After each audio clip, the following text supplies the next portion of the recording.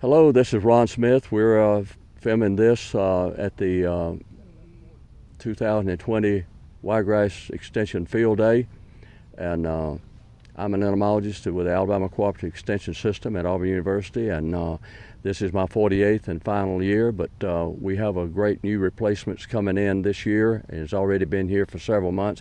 Dr. Scott Graham is with us today, and we're going to share talking about the insects back and forth.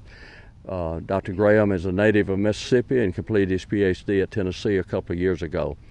So at that time, I'll turn it over to Dr. Graham, and he's going to discuss a couple of pests, and then maybe I'll fill in a few blanks here.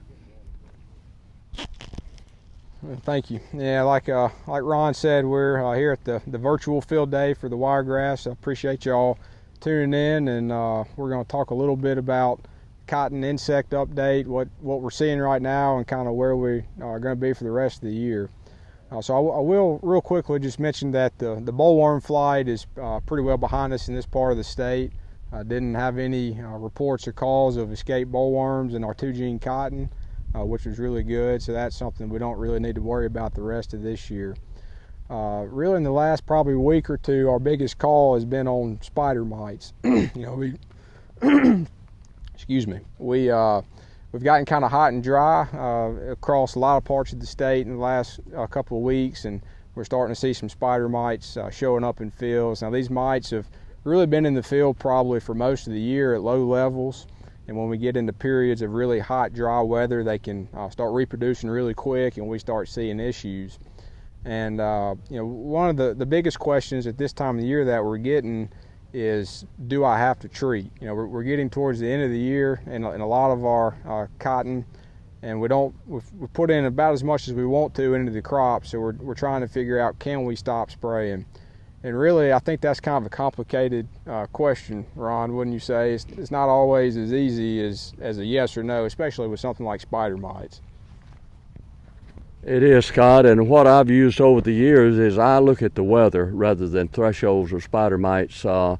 If the weather is hot and dry for the next 5 to 7 days, we're more likely to go ahead and suggest a treatment for mites. But if it's thunderstorms, a high degree of thunderstorms likely, and good moisture at that time, we'll delay our decision for a week. And every week you can delay it lets you get closer to crop maturity. I would just add one more thing. Just in the last few days, I believe you remember, we have heard of a new bollworm moth flight over in southwest Georgia, and we're not sure that it's going to mount to anything. But if this cotton greens up in the terminal, there could be some egg lay here, but we don't really think we're going to have to worry anything about escaped worms this year. But let's move on and talk about one other pest that has been a concern and has been for a month or so now, and that's a silverleaf whitefly. We know they're around in some areas here, some areas in the adjoining states, and also down in the southeastern part of Alabama.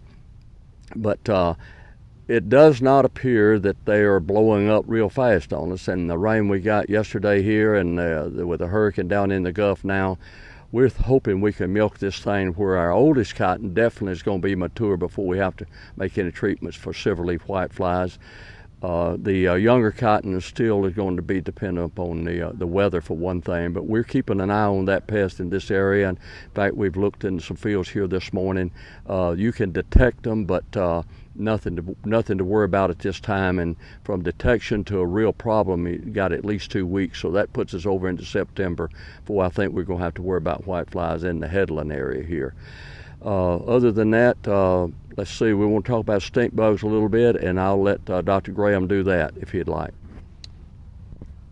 Yeah, so we're getting to that point now where we're thinking about making up our final cleanup applications to take care of any stink bugs, or maybe we've heard reports of leaf-footed bugs are out in fields right now, maybe some plant bugs in different areas. So that's something to think about. Remember, if you're wanting to go based on threshold, it's a little cumbersome at times to rate, but we have a really solid dynamic threshold based on internal boll injury. And once we get later in the season, up to that 6th and 7th week of bloom, right before you're terminating insecticide applications, we're up to 30 and 50% internal injury. So, if you're running 10-20% towards the end of the year, maybe you don't have to make that final application.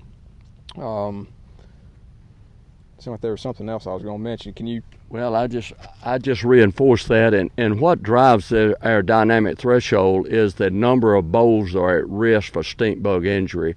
And as we mature out the top of these plants, we don't have as many bolls that are at risk.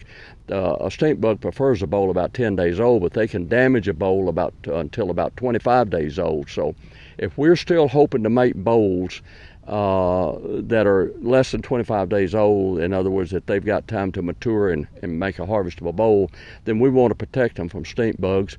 But again, we would want to use 30 to 50% as a damage threshold, internal damage to the boll, rather than 10%, which we used back in late July when the peak number of our bolls are at risk. And then I think that's about all we want to talk about, I believe. I think that covers it. I will put in real quick a quick plug for our newsletter, the Alabama Crops Report. We comes out weekly on Tuesday mornings. It's a good avenue to see updates from Ron and myself and other specialists at Auburn of kind of what's going on in your area, what you need to be looking for. We're always trying to put out information on Twitter and social media to get the word out. And if you have any questions or comments, please reach out to your local regional extension agent or to Ron and myself, and we'd be more than happy to help you with anything you're running into.